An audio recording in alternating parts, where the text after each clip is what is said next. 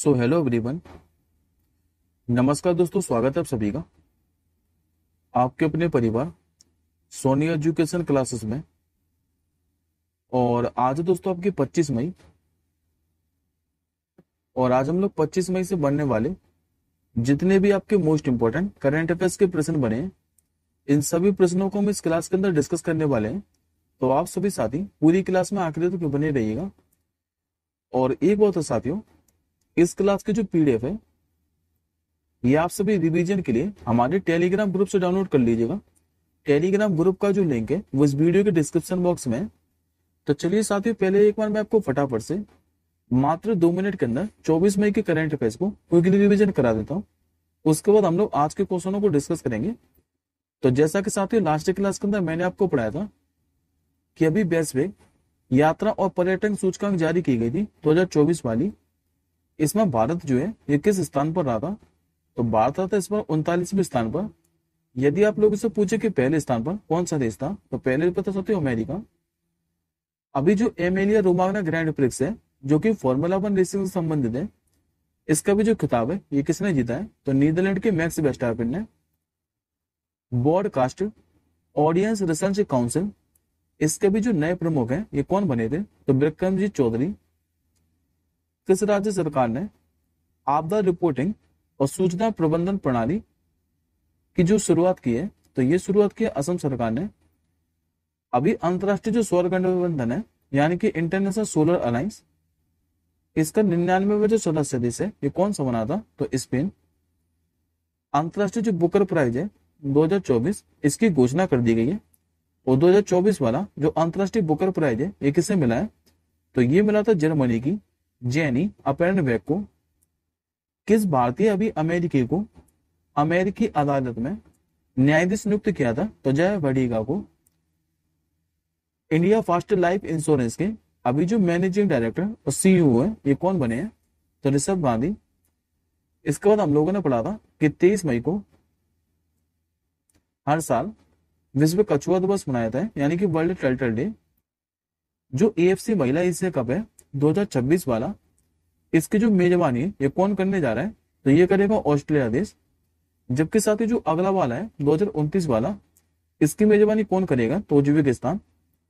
अभी आईपीएल में 8000 रन बनाने वाले विश्व के जो पहले बल्लेबाज हैं ये कौन बने थे? तो विराट कोहली।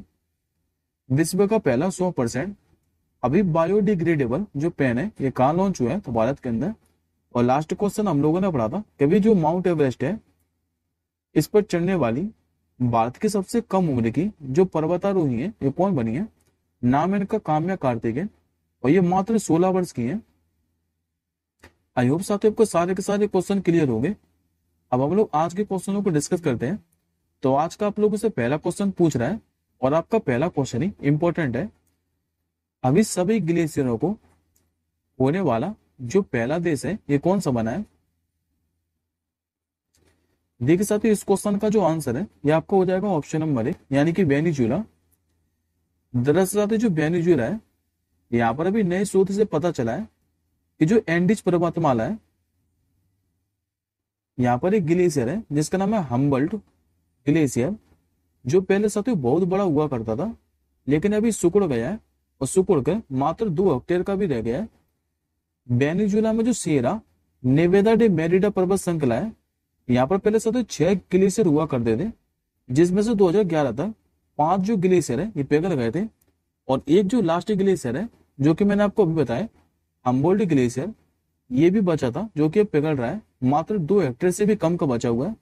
इसलिए ये सभी ग्लेशियर को खोने वाला पहला देश बन चुका है। अब बात करते हैं हम लोग साथियों वेनेजुएला देश के बारे में। तो पहले आप लोग मैप में देखिए, ये आपका पूरा साथियों साउथ अमेरिका कॉन्टिनेंट है और इसमें आपको जो ऊपर की साइड दिखाई दे रहा है यही साथ आपको वेनेजुएला देश। वेनेजुएला की अगर आप लोग इसे राजधानी पूछे तो ये आपकी कराकस। वेनेजुएला में मुद्रा क्या चलती है? तो वेनेजुएला वैल्यूबल। जबकि वर्तमान में यहाँ के राष्ट्रपति कौन है? नाम है इनका निकोलस मादुरो। अच्छा साथियों, आपको यहाँ पर एक देश और दिखाई दे रहा होगा साउथ अमेरिका कॉन्टिनेंट के अंदर, जो कि आपका ब्राजील देश। यहाँ से दोस्तों अभी हम लोगों ने क्वेश्चन पढ़ा था, अगर आप लोगों को रिलेट कर पा रहे हैं आप लोग, मैंने आप लोगों को पढ़ाया था कि पहला दक्षिण अमेरिकी देश बना है ब्राजील, जो कि 2027 के अंदर फीफा महिला विश्व कप की मेजबानी करेगा। तो ये क्वेश्चन याद रखिएगा, इंपॉर्टेंट है। अब आज का दूसरा क्वेश्चन देखिए। आज का आपका जो दूसरा क्वेश्चन है ये फेस्टिवल से रिलेटेड रहने वाला है। दूसरा क्वेश्चन आप लोगों से पूछ रहा है कि हाल ही में जो सागा दावा महोत्सव है यह भी किस राज्य में मनाया गया है। ये फेस्टिवल साथियों हर साल आयोजित किया जाता है सिक्किम राज्य के अंदर। सही उत्तर होगा आपको ऑप्शन नंबर सी। दरअसल जो इस बार सागा दावा महोत्सव है ये 23 मई को भी बुद्ध पूर्णिमा के अवसर पर आयोजित किया है सिक्किम के अंदर, और इसी फेस्टिवल को ट्रिपल ब्लेस्ड फेस्टिवल के नाम से भी जाना जाता है। अब एक बार हम लोग कुछ अन्य महोत्सव और फेस्टिवल के बारे में डिस्कस कर लेते हैं। तो जैसे कि साथ जो उगादी महोत्सव है ये बेसिकली दक्षिण भारत में मनाया जाता है, जैसे कि आंध्र प्रदेश, कर्नाटक, तेलंगाना और गोवा के अंदर। कुमानी जो खिल्ला महोत्सव है ये आपका आयोजित किया जाता है लद्दाख के अंदर। फूलदेई त्योहार ये आपका हर साल उत्तराखंड के अंदर मनाया जाता है। चापचरकूट महोत्सव आयोजित किया जाता है मिजोरम के अंदर। और जो बांग्ला महोत्सव है इसमें कंफ्यूज मत होना, ये आपका मेघालय के अंदर मनाया जाता है। बात करते हैं सिक्किम के बारे में। तो सिक्किम के मुख्यमंत्री कौन है वर्तमान में, तो प्रेम सिंह तमांग, और यहाँ की राजधानी क्या है, तो गैंगटॉक। नेक्स्ट क्वेश्चन देखिए। ये क्वेश्चन भी साथियों इंपॉर्टेंट है, इस पे भी स्टार मार्क करिएगा। अभी भारतीय वन्यजीव संस्थान के द्वारा एक रिपोर्ट जारी की गई है, और इस रिपोर्ट के अनुसार भारत में अभी गंगा नदी डॉल्फिन की जो आबादी है ये किस राज्य में सबसे अधिक है।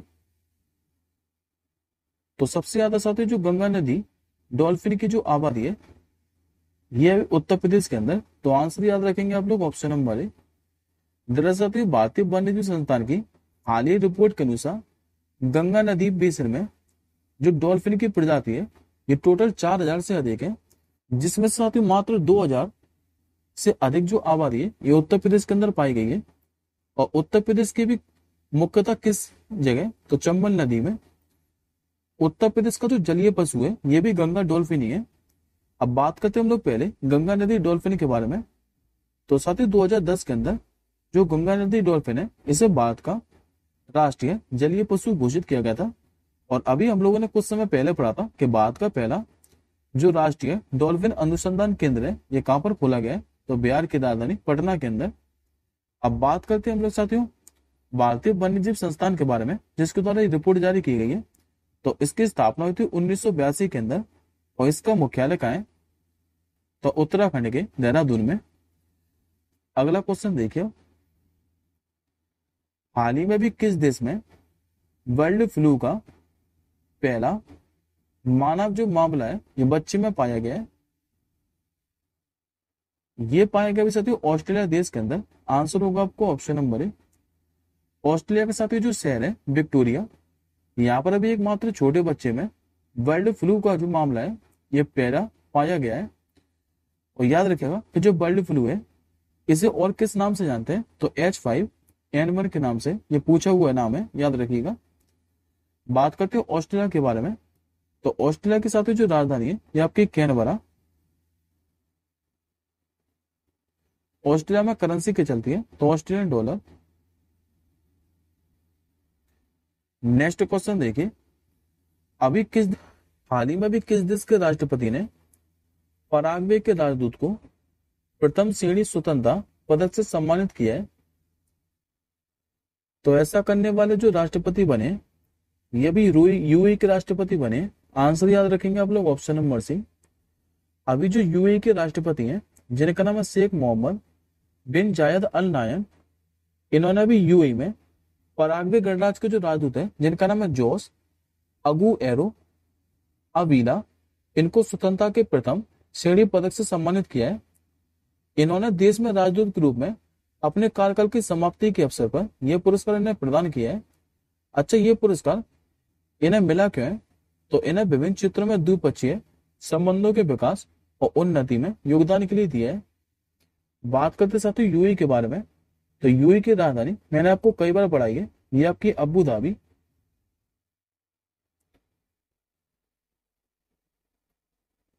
और मुद्रा क्या चलती है यहाँ पर, तो दिरहम मुद्रा चलती है। जबकि वर्तमान में यहाँ के राष्ट्रपति कौन है, तो शेख मोहम्मद बिन जायद अल नायन। अगला क्वेश्चन देखिए, हाल ही में दक्षिण एशिया का अभी सबसे बड़ा दूसरा जो भूमि कला महोत्सव है, ये कहां पर आयोजित हुआ।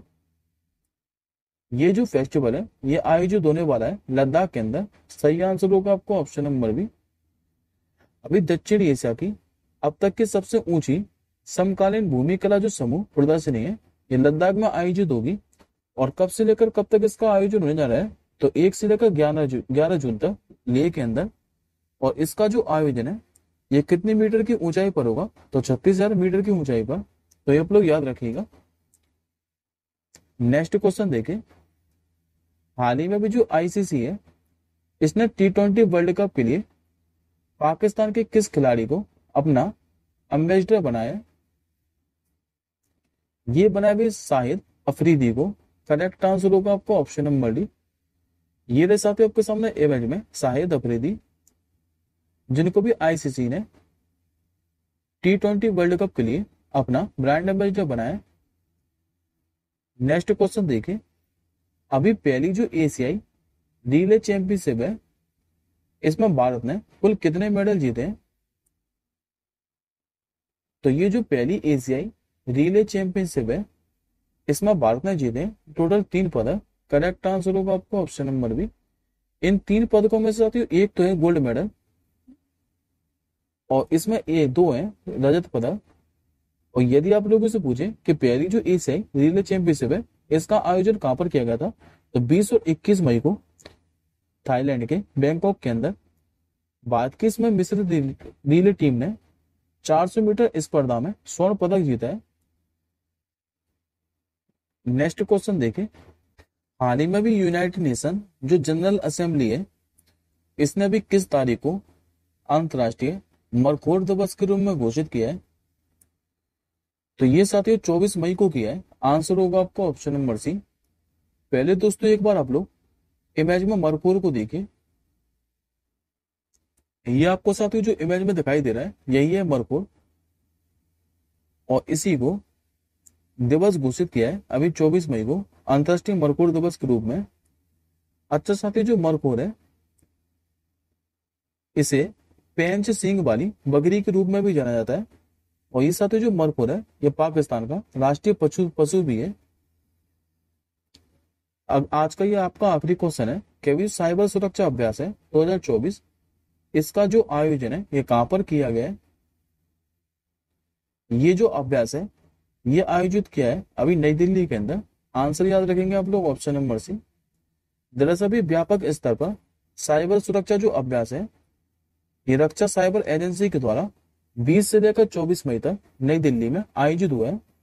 अच्छा, इसका उद्देश्य क्या है, तो साइबर सुरक्षा से जुड़े हुए सभी संगठनों की साइबर रक्षा क्षमता को और विस्तृत करना है। और इसमें साथ जो भारत के दूसरे सीडीएस हैं जिनका नाम है अनिल चौहान, इन्होंने 22 मई 2024 को इस साइबर सुरक्षा अभ्यास में भाग लिया है। अच्छा, ये दूसरे सीडीएस हैं तो पहले कौन थे, तो पहले साथियों थे विक्रम रावत, जिनका हवाई दुर्घटना के अंदर निधन हो गया था। ये आज का आपका क्वेश्चन ऑफ द डे है कि अभी जो इटालियन ओपन है 2024, इसमें भी महिला सिंगल का जो खिताब है ये किसने जीता है। और इसी में साथियों ये भी बताइएगा कि इसमें पुरुष सिंगल का खिताब किसने जीता है। हम जल्दी मिलेंगे आप लोगों से अगली क्लास के साथ ही। तब तक के लिए जय हिंद, वंदे मातरम।